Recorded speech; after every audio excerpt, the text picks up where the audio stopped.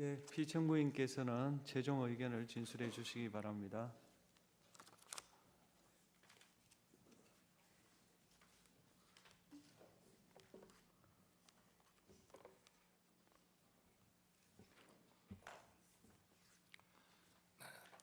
존경하는 재판관 여러분, 그리고 사랑하는 국민 여러분, 작년 12월 3일 비상계엄을 선포한 후 84일이 지났습니다. 제 삶에서 가장 힘든 날들이었지만 감사와 성찰의 시간이기도 했습니다. 저 자신을 돌아보면서 그동안 국민들께 과분한 사랑을 받아왔다는 생각이 들었습니다. 감사한 마음이 들면서도 국민께서 일하라고 맡겨주신 시간에 제 일을 하지 못하고 있는 현실이 송구스럽고 가슴 아팠습니다. 한편으로 많은 국민들께서 여전히 믿어주고 계신 모습에 무거운 책임감도 느꼈습니다.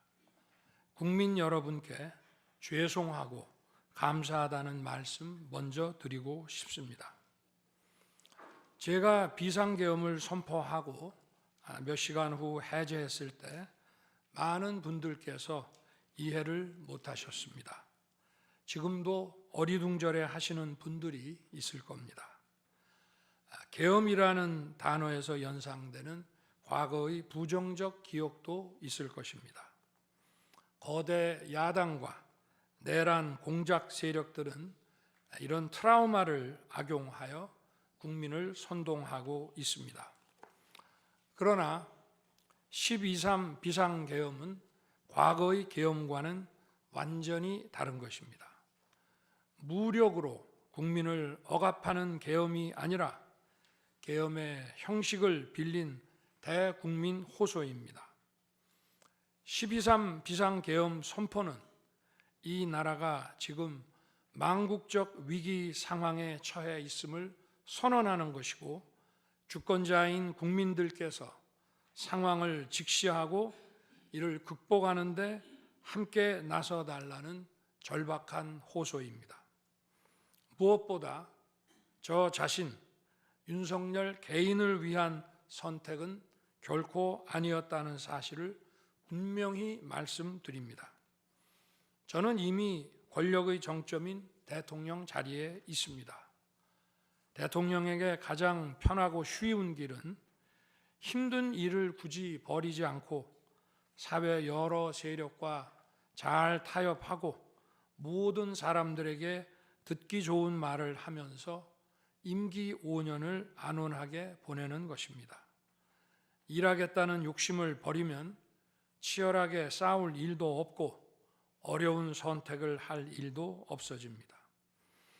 저 개인의 삶만 생각한다면 정치적 반대 세력의 거센 공격을 받을 수 있는 이런 비상계엄을 선택할 이유가 전혀 없습니다. 저는 비상계엄을 결심했을 때 제게 많은 어려움이 닥칠 것을 당연히 예감했습니다. 거대 야당은 제가 독재를 하고 집권 연장을 위해 비상계엄을 했다고 주장합니다. 내란죄를 씌우려는 공작 프레임입니다. 정말 그런 생각이었다면 고작 280명의 실무장도 하지 않은 병력만 투입하도록 했겠습니까? 주말이 아닌 평일에 계엄 선포를 하고 계엄을 선포한 후에 병력을 이동시키도록 했겠습니까? 심판정 증거조사에서 드러난 사실에 의하면 그나마 계엄 해제 요구 결의 이전에 국회에 들어간 병력은 106명에 불과하고 본관에 들어간 병력은 15명입니다. 15명이 유리창을 깨고 들어간 이유도 자신들의 근무 위치가 본관인데 입구를 시민들이 막고 있어서 충돌을 피하기 위해 불 꺼진 창문을 찾아 들어간 것입니다. 또한 국회의 해제 요구 결의가 이루어진 이후에 즉시 모든 병력을 철수했습니다. 투입된 군의 병력이 워낙 소수이다 보니 국회 외곽 경비와 질서 유지는 경찰에 요청했습니다. 경찰은 인근 전장년 집회 대응 경력 300명을 국회 외곽에 보냈습니다. 부상당한 군인들은 있었지만 일반 시민들은 단 한 명의 피해도 없었습니다. 처음부터 저는 국방장관에게 이번 비상계엄의 목적이 대국민 호소용임을 분명히 밝혔습니다. 또한 국회의 계엄 해제 요구가 신속히 뒤따를 것이므로 계엄 상태가 오래가지 않을 것이라고 했습니다. 하지만 그런 내용을 사전에 군 지휘관들에게 그대로 알릴 수는 없었습니다. 그래서 최소한의 병력을 실무장하지 않은 상태로 투입함으로써 군의 임무를 경비와 질서 유지로 확실하게 제한한 것입니다. 많은 병력이 무장 상태로 투입되면 아무리 조심하고 자제하라고 해도 군중과 충돌하기 쉽습니다. 그런 일이 발생하지 않도록 원천 차단한 것이고 실제 결과도 예상대로였습니다. 제가 소수의 병력, 비무장, 경험 있는 장병 이 세 가지를 장관에게 명확히 지시한 이유입니다. 그런데도 거대 야당은 이것을 내란이라고 주장하고 있습니다. 병력 투입 시간이 불과 2시간도 안 되는데 2시간짜리 내란이라는 것이 있습니까? 방송으로 전 세계, 전 국민에게 시작한다고 알리고 국회가 그만두라 한다고 바로 병력을 철수하고 그만두는 그런 내란을 보셨습니까? 대통령이 국회를 장악하고 내란을 일으키려 했다는 주장은 어떻게든 대통령을 끌어내리기 위한 선동 공작입니다. 대통령의 법적 권한인 계엄 선포에 따라 계엄 사무를 하고 질서 유지 업무를 담당한 공직자들이 이러한 내란몰이 공작에 의해 지금 고초를 겪고 있는 모습을 보고 있으면 가슴이 찢어지는 것 같습니다. 이분들이 대통령의 장기 독재를 위해 일을 했겠습니까? 대한민국의 현실에서 이러한 장기 독재를 상상도 할 수 없다는 사실을 잘 아는 사람들이고 이미 자기 분야에서 최고의 위치에 올라 더 바랄 것도 없는 분들입니다. 이분들은 대통령의 법적 권한 행사에 따라 맡은 바 직무를 수행한 것뿐입니다. 헌법재판관 여러분, 그리고 국민 여러분, 대통령의 자리에서 많은 정보를 가지고 국정을 살피다 보면 남들에게는 보이지 않는 것들, 겉으로는 잘 드러나지 않는 문제점들이 많이 보이게 됩니다. 당장은 괜찮아 보여도 얼마 뒤면 큰 위기로 닥칠 일들이 대통령의 시야에는 바로 들어옵니다. 서서히 끓는 솥 안의 개구리처럼 눈앞의 현실을 깨닫지 못한 채 벼랑 끝으로 가고 있는 이 나라의 현실이 보였습니다. 언제 위기가 아닌 때가 있었냐고 하는 분도 있을 겁니다. 그렇지만 그동안의 위기가 돌발 현안 수준이었다면 지금은 국가 존립의 위기, 총체적 시스템의 위기라는 점에서 차원이 완전히 다릅니다. 미국 트럼프 대통령은 취임 첫날 국가 비상사태를 선포하고 군을 투입했습니다. 미국이 국가 비상사태인가에 대한 판단은 다를 수 있습니다.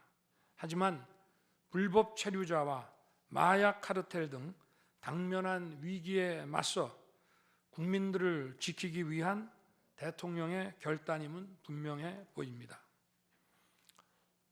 그렇다면 지금 우리나라의 현실은 어떻습니까? 국가 비상사태가 아니라고 단언할 수 있습니까?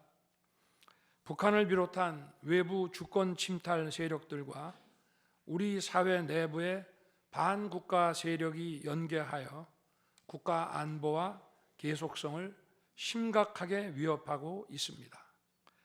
이들은 가짜 뉴스, 여론 조작, 선전 선동으로 우리 사회를 갈등과 혼란으로 몰아넣고 있습니다.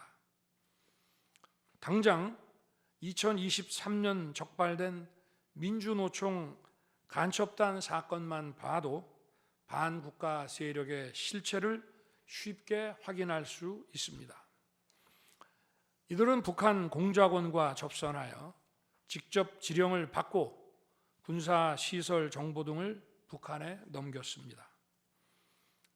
북의 지령에 따라 총파업하고 미국 대통령 방한 반대, 한미연합훈련 반대, 이태원 참사 반정부 시위 활동 등을 펼쳤습니다. 심지어 북한의 지시에 따라 총선과 대선에 개입한 정황도 드러났습니다. 지난 대선 직후에는 대통령 탄핵의 불씨를 지필하면서 구체적인 행동 지령까지 내려왔습니다. 실제로 대통령 당선인이 취임하기도 전인 2022년 3월 26일 윤석열 선제 탄핵 집회가 열렸고 그때부터 2024년 12월 초까지 무려 178회의 대통령 퇴진 탄핵 집회가 열렸습니다. 이 집회에는 민노총 산하 건설 노조, 언론 노조 등이 참여했고 거대 야당 의원들도 발언대에 올랐습니다. 결국 북한의 지령대로 된 것 아닙니까? 요즘 세상에 간첩이 어디 있냐고 말하는 분들도 있습니다.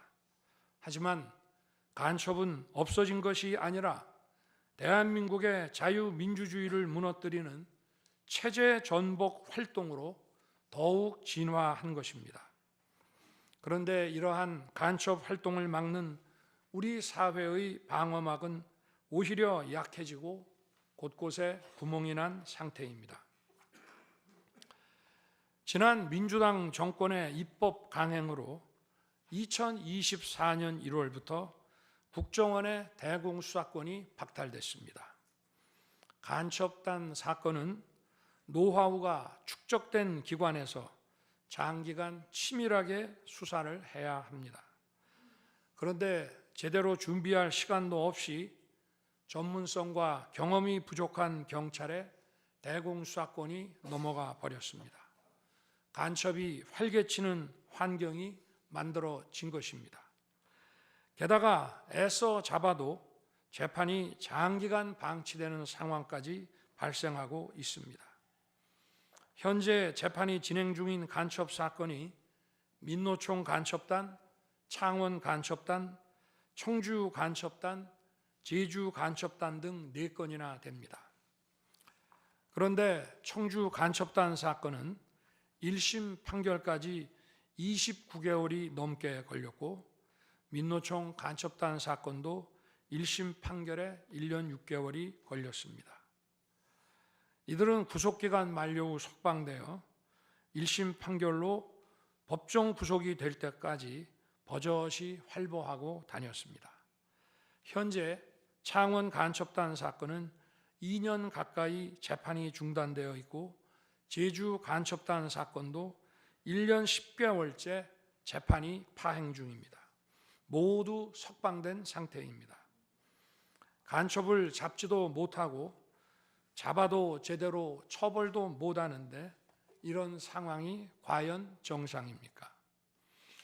그런데도 거대 야당은 민노총을 옹호하기 바쁘고 국정원 대공수사권 박탈에 이어 국가보안법 폐지까지 주장하고 있습니다. 경찰의 대공수사에 쓰이는 특활비마저 전액 삭감해서 영원으로 만들었습니다. 한마디로 간첩을 잡지 말라는 것입니다. 작년에는 중국인들이 드론을 띄워 우리 군사기지, 국정원 국제공항과 국내 미군 군사시설을 촬영하다 연이어 적발되었습니다. 이들을 간첩죄로 처벌하기 위해서는 법률을 개정해야 하는데 거대 야당이 완강히 거부하고 있습니다.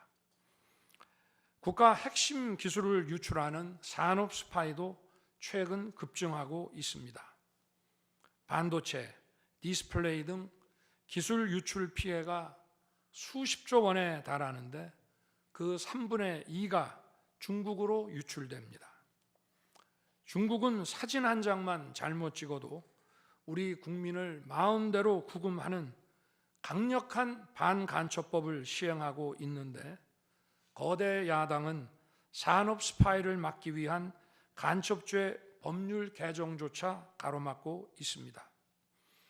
또한 거대 야당은 방산 물자를 수출할 때 국회 동의를 받도록 하는 방위사업법 개정안을 당론으로 추진하고 있습니다. 방산 비밀 자료를 국회에 제출해야 하고 거대 야당이 반대하면 방산 물자도 수출할 수 없게 됩니다. 국회에 제출된 방산 비밀 자료들이 제대로 보안 유지가 되며 적대 세력에 넘어가지 않는다고 누가 보장할 수 있겠습니까?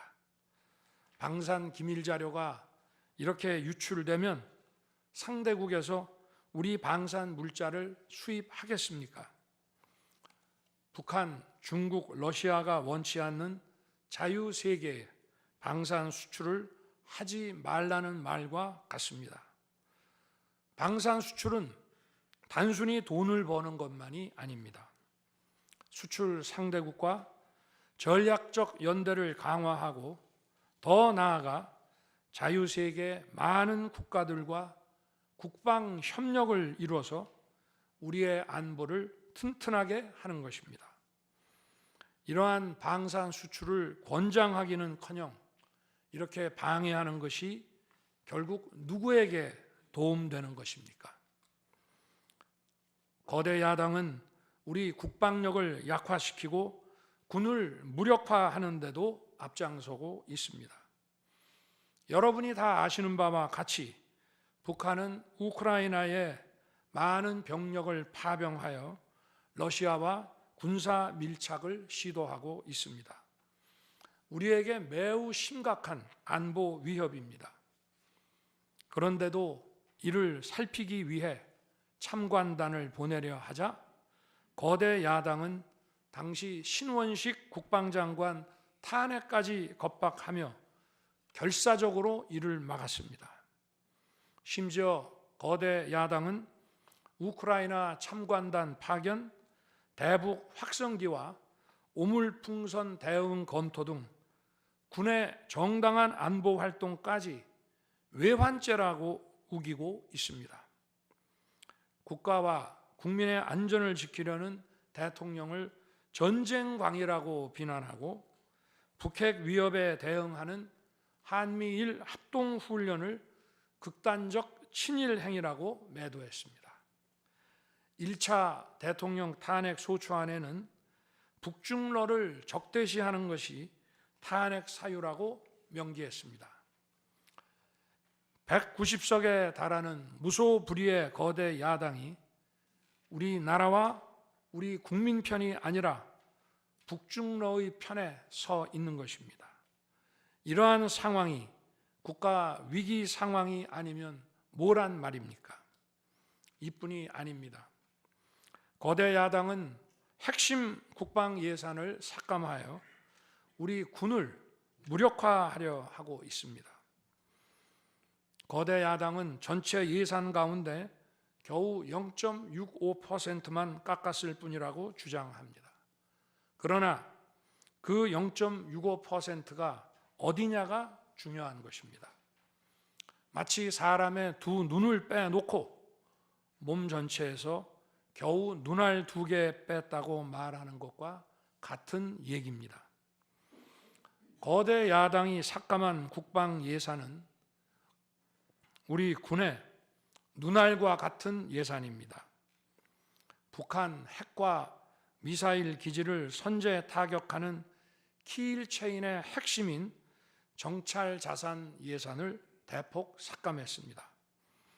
핵심 전력인 지휘 정찰 사업 예산을 2024년 대비 4,852억 원 감액했고, 전술 데이터링크 시스템 성능 개량 사업은 무려 78%를 삭감했습니다.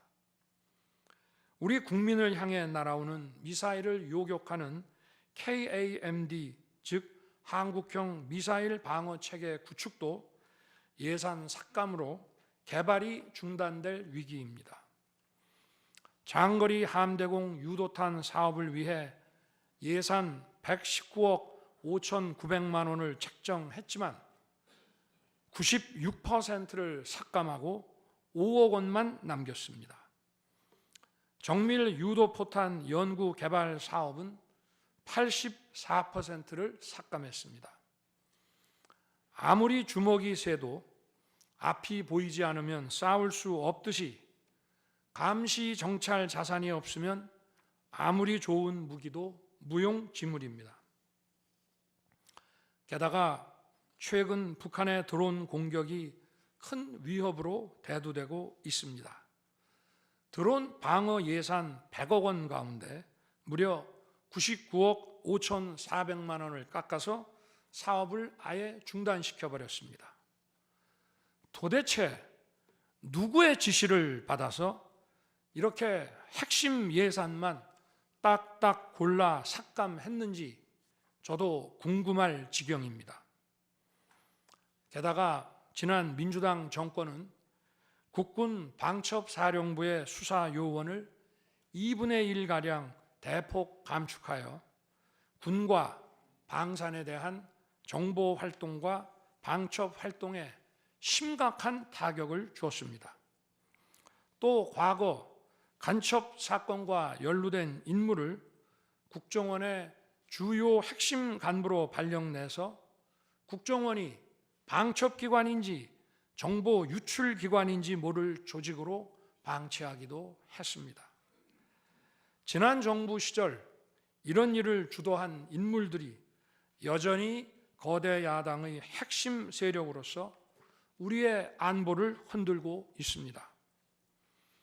우리 정부 들어 국가정보원이 국가안보의 중추기관으로 거듭날 수 있도록 노력하였고, 국군 방첩사의 역량 보강을 위해 힘썼습니다마는 아직 문제의 뿌리를 제대로 다 드러내지 못했습니다. 부수고 깨뜨리기는 쉬워도 세우고 만들기는 어렵고 시간이 많이 걸리기 때문입니다. 이런 상황이 겉으로는 멀쩡한 것처럼 보이지만 실질적으로 전시사변에 못지않은 국가 위기 상황이라고 저는 판단하고 있습니다.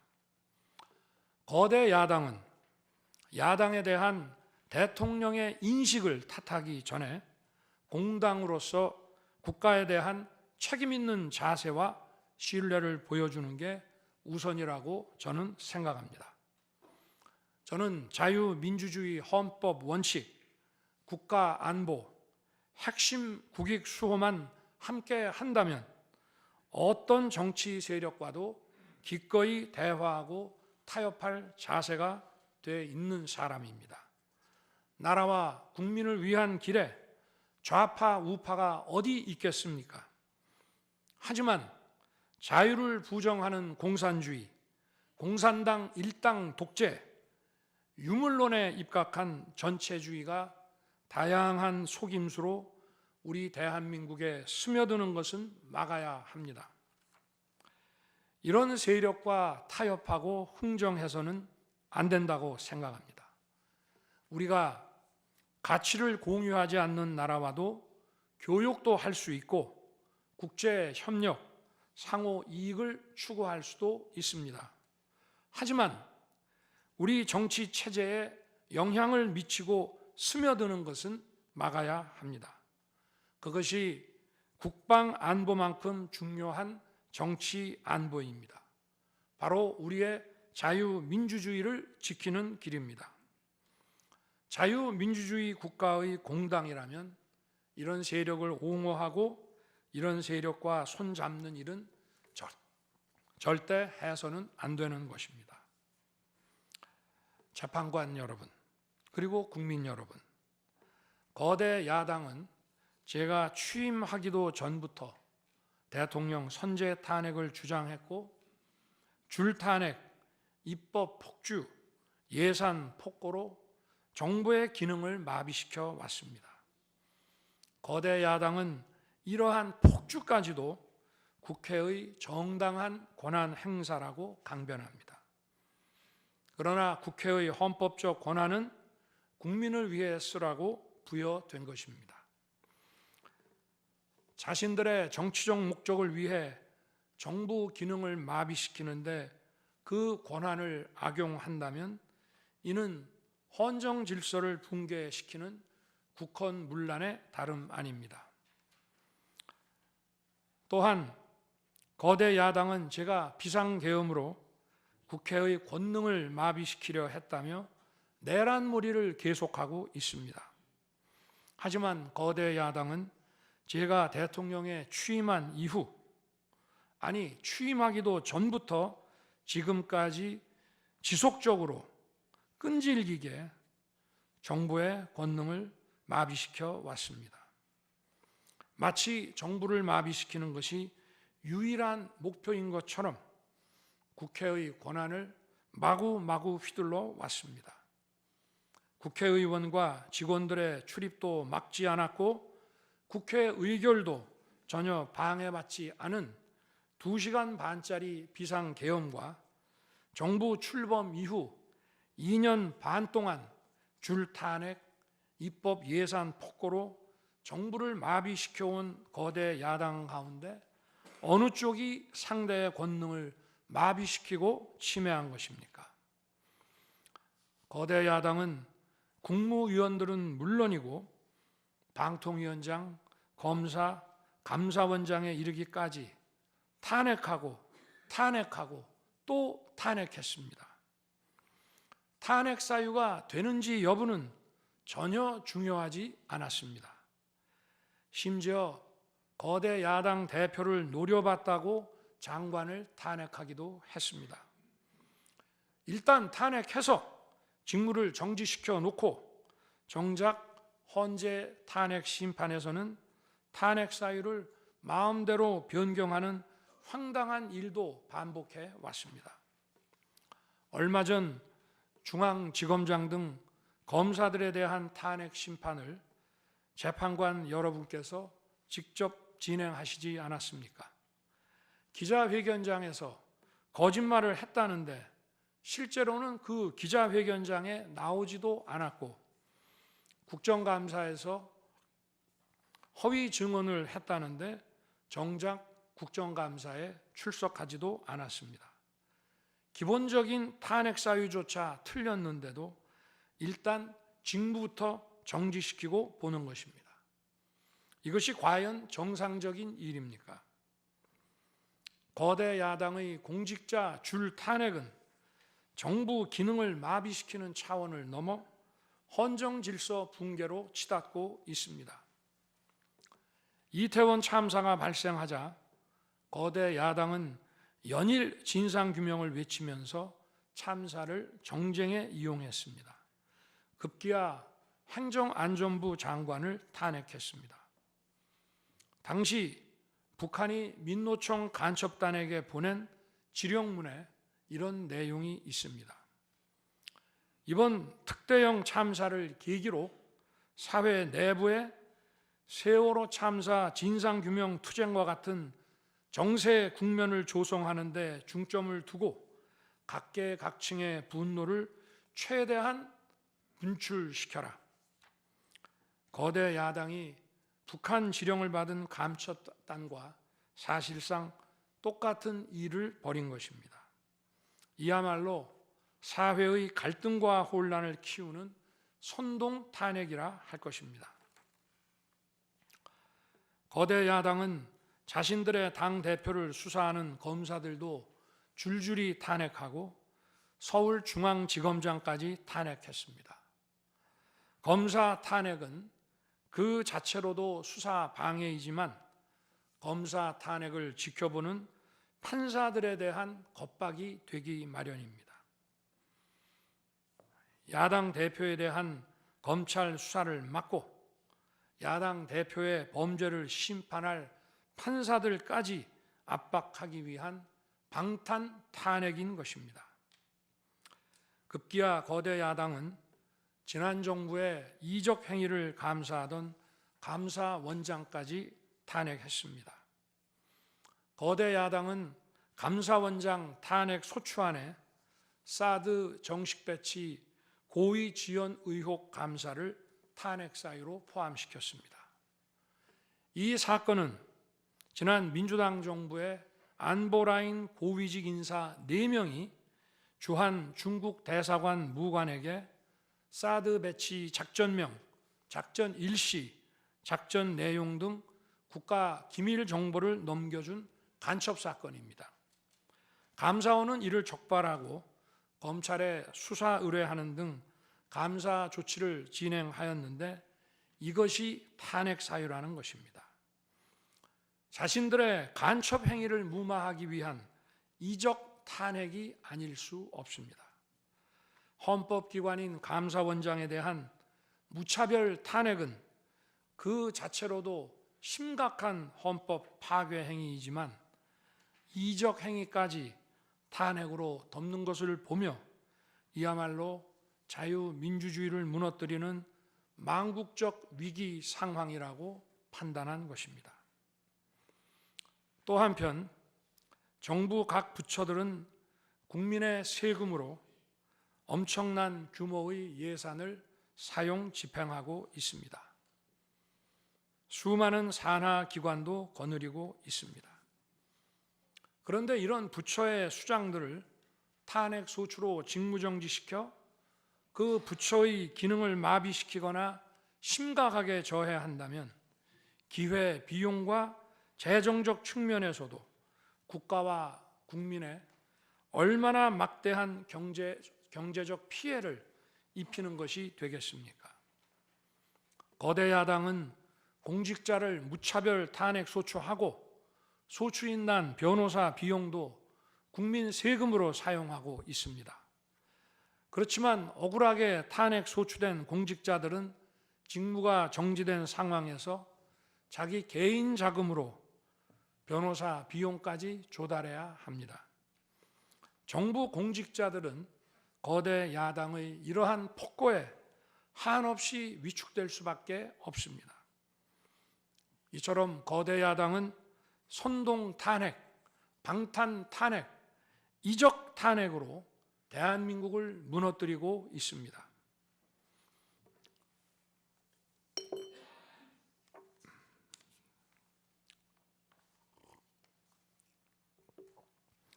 우리나라 선거 가운데 대통령 선거가 기간도 가장 길고 국민적 관심도 가장 큽니다. 그만큼 직선 대통령의 민주적 정당성은 다른 선출직 공직자에 비해 그 무게가 다릅니다. 과거 우리나라 민주화 운동은 한마디로 대통령 직선제 확보였다고 해도 과언이 아닙니다. 그런데 거대 야당은 대선이 끝나자마자 동조 세력과 연대하여 아직 취임도 하지 않은 대통령 당선인을 상대로 선제 탄핵과 퇴진 운동을 벌이기 시작했고 지난 2년 반 동안 오로지 대통령 끌어내리기를 목표로 정부 공직자 줄탄핵 그리고 입법과 예산 폭거를 계속해 왔습니다. 헌법이 정한 정당한 견제와 균형이 아니라 민주적 정당성의 상징인 직선 대통령 끌어내리기 공작을 그야말로 쉼없이 해온 것입니다. 이것이 국헌문란이 아니면 도대체 어떤 것이 국헌문란 행위이겠습니까? 뿐만 아니라 거대 야당의 이런 지속적 국헌문란 행위는 국가 정체성과 대외 관계에 있어서 자유민주주의 헌법 정신과 동떨어진 인식에 기반하고 있다고 저는 생각합니다. 따라서 직선 대통령을 끌어내리기 위한 줄탄핵, 입법 예산 폭거는 어느 면으로 보나 자유민주주의 헌정질서 파괴 목표로 하고 있다고 하겠습니다. 흔히들 대통령 중심제 권력 구조를 가지고 제왕적 대통령제라고 합니다. 그러나 지금 우리나라는 제왕적 대통령이 아니라 제왕적 거대 야당의 시대입니다. 그리고 제왕적 거대 야당의 폭주가, 그 독재가 대한민국의 존립 위기를 불러오고 있습니다. 계엄 이후 벌어진 일들만 보아도 모두 잘 알 수 있지 않겠습니까? 제가 정말 제왕적 대통령이라면 공수처, 경찰, 검찰이 앞다퉈서 저를 수사하겠다고 나서고 내란죄 수사권도 없는 공수처가 영장 쇼핑, 공문서 위조까지 해가면서 저를 체포할 수 있겠습니까? 저 역시도 수사 업무에 26년간 종사한 사람이지만 이렇게 여러 수사기관들이 무차별적으로 한 사건에 달려드는 꼴은 본 적이 없습니다. 비상계엄에 투입된 군 병력이 총 570명에 불과한데 불법적으로 대통령 한 사람 체포하겠다고 대통령 관저에 3, 4천 명이 넘는 경찰력을 동원했습니다. 대통령과 거대 야당 가운데 어느 쪽이 제왕적 권력을 휘두르며 이 나라의 헌정 질서를 무너뜨리고 있습니까? 제가 비상계엄을 결단한 이유는 이 나라의 절체절명의 위기를 더 이상 방치할 수 없다는 절박함 그것이었습니다. 저는 주권자인 국민들께 이러한 거대 야당의 반국가적 폐악을 알리고 국민들께서 매서운 감시와 비판으로 이를 제발 멈춰달라고 호소하고자 했습니다. 국정마비와 자유민주주의 붕괴를 막고 국가 기능을 정상화하기 위해 절박한 심정으로 계엄을 선포한 것입니다. 12.3 비상계엄의 선포는 국가가 위기 상황과 비상사태에 처해 있음을 선언한 것입니다. 국민을 억압하고 기본권을 제한하려는 것이 아니라 주권자인 국민께서 비상사태 극복에 직접 나 주십사 하는 간절한 호소입니다. 그런데 거대 야당은 제가 국회의 요구에 따라 계엄을 해제한 그날부터 탄핵 시동을 걸었습니다. 하지만 비상계엄은 범죄가 아니고 국가 위기를 극복하기 위한 대통령의 합법적 권한 행사입니다. 저는 긴급 국무회의를 거쳐 방송을 통해 비상계엄을 선포했고 그 과정에서 거대 야당의 국회 독재가 망국적 위기를 초래하였다고 했기 때문에 많은 사람들이 국회로 몰려들 것이었고 계엄 상황에서 질서 유지를 위해 국회에 최소한의 병력을 투입했으며 국회가 해제 요구 결의를 하자 즉각 병력을 철수하고 국무회의를 소집해서 계엄을 해제했습니다. 다 알고 계시다시피 2023년 중앙선관위를 포함한 국가기관들이 북한에 의해 심각한 해킹을 당했습니다.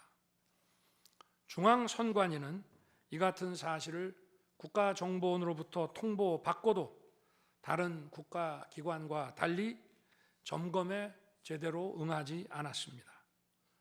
나중에 채용비리 사건 때문에 울며 겨자 먹기로 응한 일부 소극적 점검 결과 심각한 보안 문제가 드러났기 때문에 중앙선관위 전산 시스템 스크린 차원에서 소규모의 병력을 보낸 것입니다.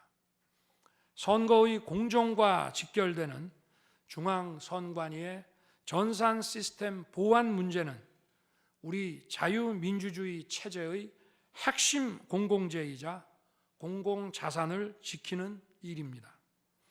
더구나 그동안의 선거 소송에서 드러난 다량의 가짜 부정투표 용지, 그리고 투표 결과가 도저히 납득하기 어렵다는 통계학과 수리과학적 논거 등에 비추어 중앙선관위의 전산 시스템에 대한 투명한 점검 필요성이 꾸준히 제기되어 왔습니다. 이런 조치들의 어떤 부분이 내란이고 범죄라는 것인지 도대체 이해할 수가 없습니다. 비상계엄이라는 것 자체가 불법이라면 계엄법은 왜 있으며 합동참모본부의 계엄관은 왜 존재하겠습니까? 재판관 여러분, 그리고 국민 여러분, 저는 2021년 6월 29일 처음으로 정치 참여를 선언했습니다. 대통령이라는 자리가 영광의 길이 아니라 형극의 길이라는 사실은 이미 잘 알고 있었습니다. 또 대통령직을 아주 가까이에서 지켜보신 어떤 분은 우리나라 대통령직은 저주의 길이라면서 만류하시기도 했습니다. 그러나 자유민주주의라는 헌정 질서가 무너지고 있는 상황에서 나라를 지키고 싶어 정치를 시작했습니다. 그때 정치 참여를 선언하면서 국민께 드린 약속이 있습니다.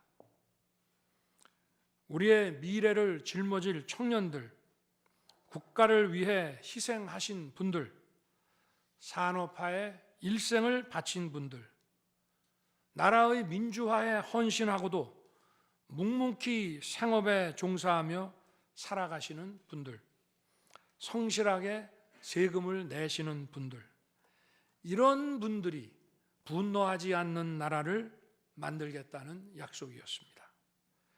그리고 청년들이 마음껏 뛰는 역동적인 나라, 창의와 자유가 넘치는 혁신의 나라, 약자가 기죽지 않은 따뜻한 나라, 국제사회와 가치를 공유하고 책임을 다하는 나라를 만들겠다고 국민께 약속드렸습니다. 거대 의석과 이권 카르텔이 나라의 주인 노릇을 하는데 맞서 국민들에게 빼앗긴 주권을 되찾아 드리겠다고 약속했습니다. 그날 이후 지금까지 단 한순간도 이 약속을 잊은 적이 없습니다. 국민의 선택을 받아 대통령이 된 후 이 약속을 지키기 위해 쉼없이 노력하고 또 노력했습니다. 무엇 하나 쉬운 일이 없었습니다. 글로벌 복합 위기로 인한 대외 환경의 어려움이 계속됐습니다. 지난 민주당 정부의 잘못된 소주성 정책과 부동산 정책은 우리 경제와 민생의 문제를 풀어가는데 계속 발목을 잡았습니다. 하지만 어떤 문제라도 노력하면 풀어낼 수 있다고 믿었고 실제로 우리 기업, 우리 국민과 함께 뛰면서 하나하나 문제를 해결할 수 있었습니다. 기쁘고 보람 있는 일도 많았고 부족하고 아쉬운 일도 있었습니다. 무엇보다 국가 안보와 국민 안전을 지키는 제복 입은 공직자에 대한 처우 개선 추진이 보람된 일이었습니다. 지난 민주당 정권은 반일 선동에만 열을 올렸지만 우리 정부에서는 1인당 GDP가 일본을 앞질렀고 우리 인구의 2배 반이 넘는 경제 강국 일본과 수출액 차이가 작년에는 불과 수십억 불 규모로 좁혀졌습니다. 20년 전에 비해 100분의 1, 지난 민주당 정부에 비해 수십 분의 1로 줄어든 것입니다. 또 작년에 30번이나 열었던 전국 순회 민생 토론회 기억이 많이 납니다. 국민의 어려움을 직접 듣고 많은 일을 현장에서 해결해 드리면서 국민과 같이 웃기도 했고 같이 울기도 했습니다. 수도권, 영남, 호남, 충청, 강원, 제주까지 전국 모든 지역을 다니면서 지역 발전 방안을 함께 고민했습니다. 우리 국민들께서 전국 어디에 사시든 공정한 기회를 누리며 행복하게 살 수 있도록 만들어서 진정한 국민 통합을 이루고 싶었습니다. 다시 그렇게 일할 기회가 있을까 마음이 아립니다. 1박 4일의 살인적 일정으로 미국에 가서 한미일 캠프 데이비드 선언을 발표했을 때는 보람이 컸고 정말 마음이 든든했습니다. 방산 수출에 물꼬를 트고 팀 코리아가 체코 원전 건설 사업의 우선 협상 대상자로 선정됐을 때에는 어린아이같이 기뻤습니다. 아쉬웠던 순간도 떠오릅니다. 기업과 국민들에게 꼭 필요한 법안들은 하염없이 뒤로 밀어놓고 거부권을 행사할 수밖에 없는 위헌적 법안, 핵심 국익에 반하는 법안들이 야당 단독으로 국회에서 일사천리 통과될 때에는 답답했습니다. 국방, 치안, 민생을 위해 꼭 필요한 아킬레스건 예산들이 삭감됐을 때에는 막막했습니다. 지금 저는 잠시 멈춰서 있지만 많은 국민들, 특히 우리 청년들이 지금 대한민국이 처한 상황을 직시하고 스스로 주권을 되찾고 나라를 지키기 위해 나서고 있습니다. 비상계엄의 목적이 망국적 위기 상황을 알리고 헌법 제정 권력인 주권자들께서 나서 주시기를 호소하는 것이었는데 이것만으로도 비상계엄의 목적이 상당 부분 이루어졌다고 생각하게 됩니다. 저의 진심을 이해해 주시는 우리 국민과 청년들에게 진심으로 감사 말씀을 드리고 싶습니다.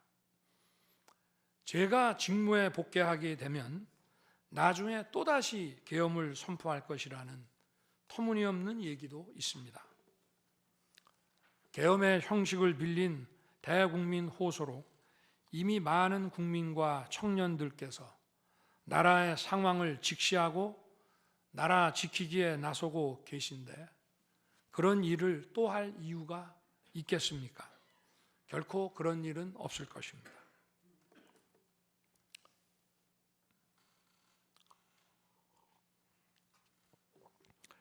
헌법재판관 여러분, 그동안 심판정에서 다루어진 쟁점들 가운데 두 가지에 대해서만 간략히 말씀드리겠습니다. 세세한 사실관계를 언급하기보다 상식선에서 간단히 말씀드리겠습니다. 우선 제가 국회의원을 체포하거나 본회의장에서 끌어내라고 했다는 것입니다. 정말 터무니없는 얘기입니다. 상식적으로 이렇게 해서 도대체 뭘 어떻게 하겠습니까?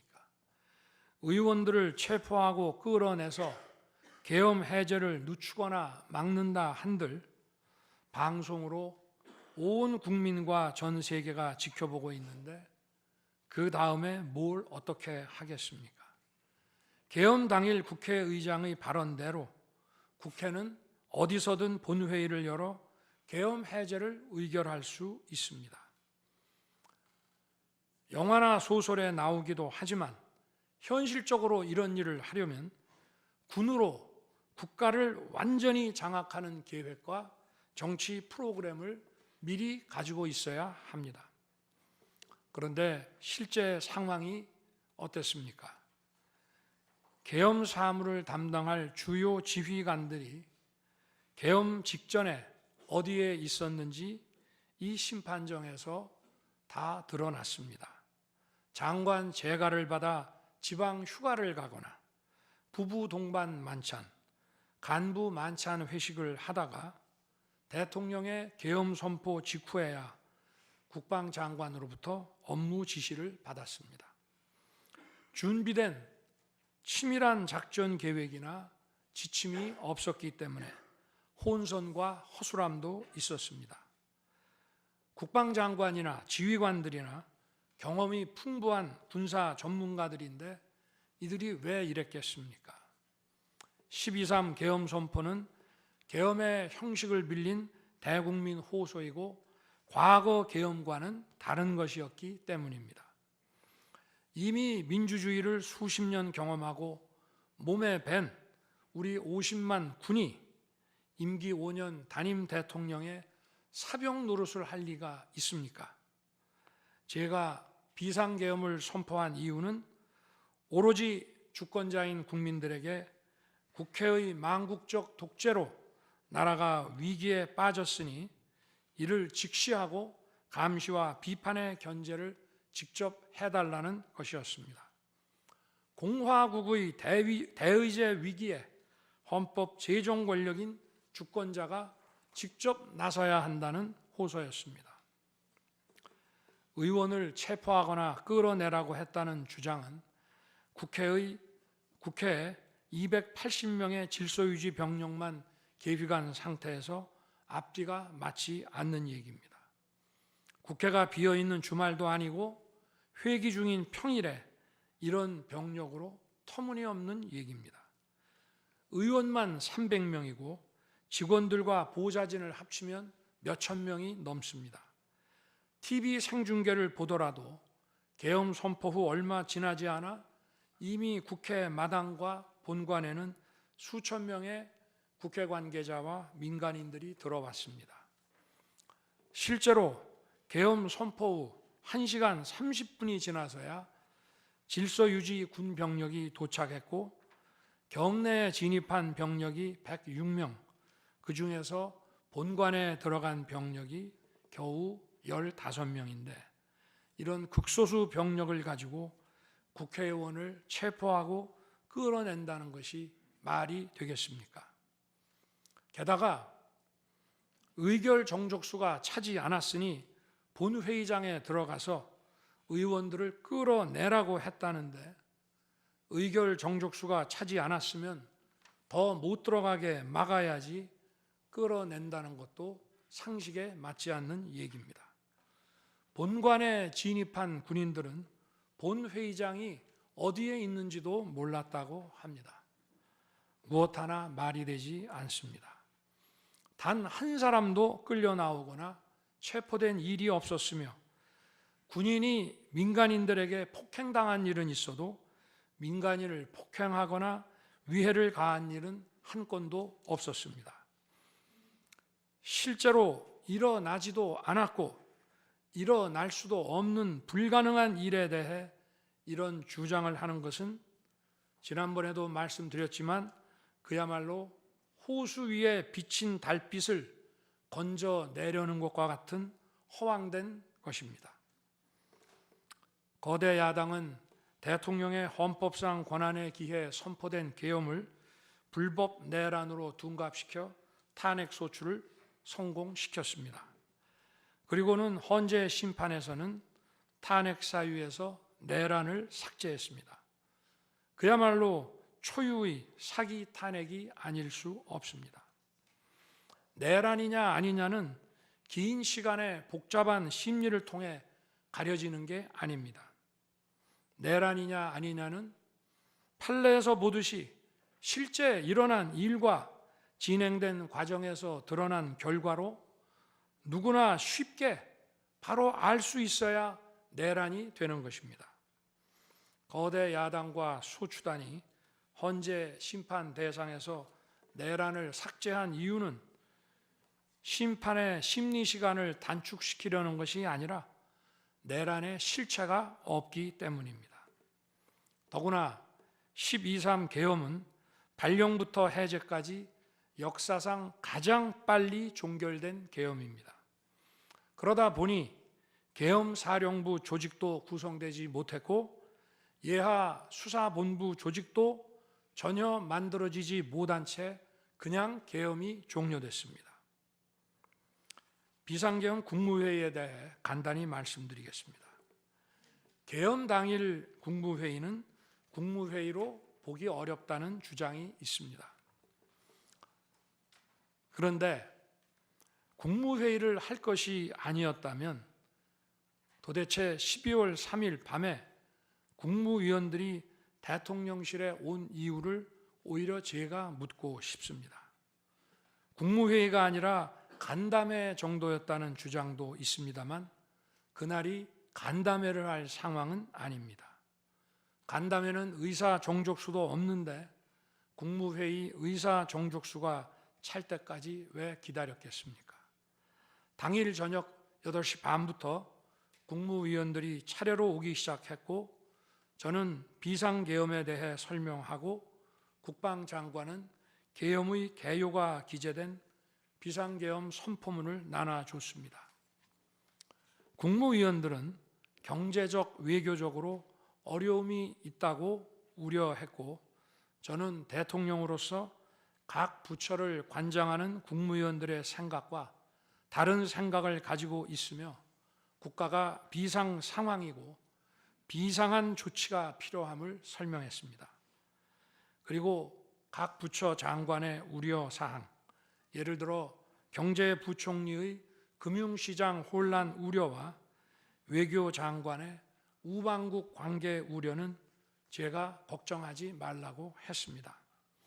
국무위원들이 과거의 계엄을 연상하고 있는 상황에서 저는 그냥 걱정하지 말라고 할 수밖에 없었습니다.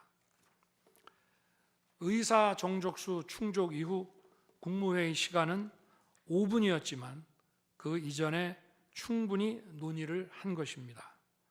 다음 날 새벽 해제 국무회의는 소요 시간이 단 1분이었습니다.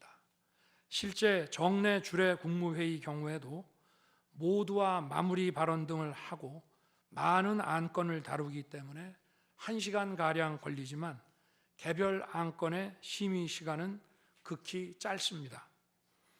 또한 비상계엄을 위한 국무회의를 정례 주례 국무회의처럼 하기는 어렵습니다. 보안 유지가 중요하고 그렇게 해야 혼란도 줄이고 질서유지 병력도 최소화할 수 있기 때문입니다. 이상민 전 행안부 장관은 지난 심판정에서 그동안 국무회의를 100여 차례 참석했지만 이번 국무회의처럼 실질적으로 열띤 토론이나 의사 전달이 있었던 것은 처음이라고 했습니다. 국무회의 배석을 위해 비서실장과 안보실장도 통상처럼 대통령실로 나오도록 했고 국가 안보의 문제이기도 해서 국정원장도 참석시켰습니다. 1993년 8월 13일 김영삼 대통령께서 긴급 재정경제명령으로 금융실명제를 발표했을 때도 국무위원들은 소집 직전까지 발표한다는 사실 자체를 몰랐고 국무회의록도 사후에 작성됐습니다. 그때 상황은 이인재 당시 노동부 장관께서 이미 공개적으로 설명한 바 있습니다. 그러나 아무도 이를 두고 국무회의가 없었다고 하지 않았고 당시 헌법재판소는 긴급명령 발동을 모두 합헌이라고 결정했습니다. 그 밖에 여러 쟁점들에 대해서는 변호인단의 변론으로 가름하겠습니다. 재판관 여러분, 그리고 국민 여러분, 저는 언젠가 해야 하고 누군가 해야 하는 일이라면 지금 제가 하겠다는 마음으로 대통령직을 수행해 왔습니다. 그래서 임기 전반부 동안 역대 정부들이 표를 잃을까 봐 하지 못했던 교육, 노동, 연금의 3대 개혁을 중심으로 국정개혁 과제를 과감하게 추진했습니다. 30년 동안 지지부진했던 유보 통합의 첫걸음을 떼었고 늘봄 학교와 융복합 고등교육 그리고 지역 산업과의 연계 강화를 위한 과감한 권한 이전 등 교육개혁의 기틀을 마련했습니다. 노사 법치의 틀을 새롭게 세우고 4차 산업혁명 시대에 적응하기 위한 노동 유연화와 노동 보호의 개혁 물꼬도 텄습니다. 국가적 난제였던 연금 개혁도 역대 정부 최초로 방대한 수리 분석과 신층 여론조사를 진행하였고 수용성이 높은 방안을 만들어 국회에 제출했습니다. 대통령 임기 초반에는 국민과 유권자에게 선거 때 약속한 공약과 국정과제의 실천, 또 민생에 영향이 큰 사회개혁의 추진이 우선이기 때문에 이러한 스케줄에 맞춰 일해 온 것입니다. 어느 정권이나 임기 초기에는 선거 공약과 국정과제 이행이 우선이므로 정치개혁에는 신경 쓸 여력이 없습니다.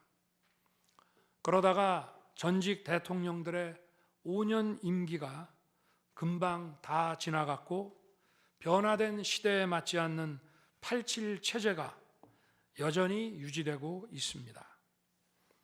정치가 국민을 불편하게 만들고 나라의 발전을 가로막고 있습니다.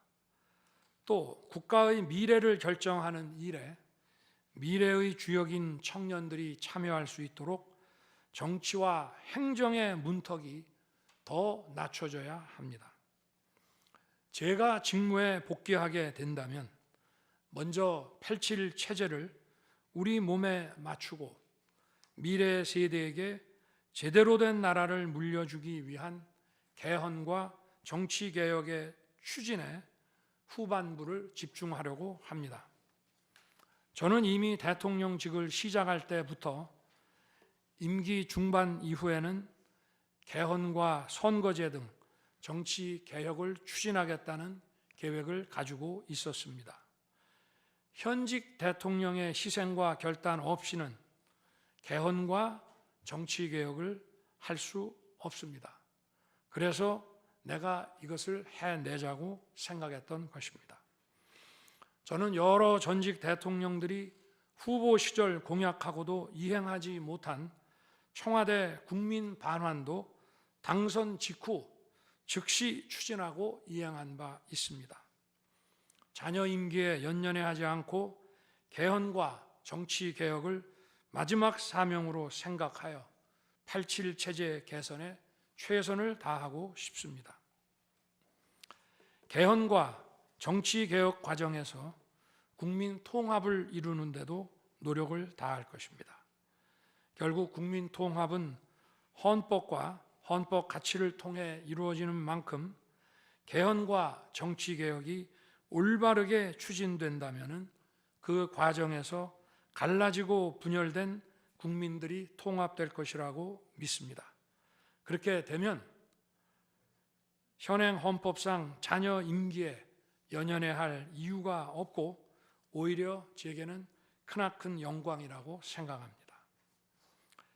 그리고 국정 업무에 대해서는 급변하는 국제 정세와 글로벌 복합 위기 상황을 감안하여 대통령은 대외 관계에 치중하고 국내 문제는 총리에게 대폭 위임할 생각입니다.